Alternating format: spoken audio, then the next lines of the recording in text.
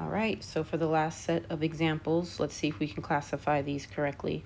We start off with pi. Pi is a famous example of an irrational number. If it's irrational, then it can't be anything else except for real. Square root of 13, that is going to be a decimal that goes on and on forever. So that's another irrational number. It can't be a fraction. So it's irrational and it's real. They're all real numbers. Don't forget to write it. Next, we have the square root of 25. See how many of you I tricked. The square root of 25 just equals 5. 5 is a natural number. It's a whole number. It's an integer.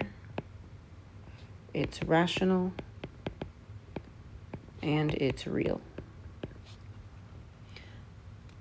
Last example, 9/3. Again, tried to trick you. This is just the number 3, so it's going to fall in the same categories as 5.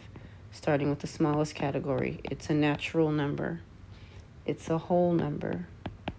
It's an integer. It's a rational number. And finally, it is a real number. So hopefully you understood those. Next, we're going to make a graphic organizer, making up our own examples for each category of number.